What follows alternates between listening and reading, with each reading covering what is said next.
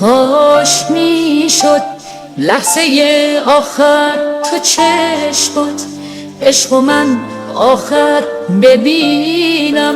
خیلی شد این قلب من داغش هنوز تو سینه، دلگیر از این سرنوشت راهی که واسمون نوشتم.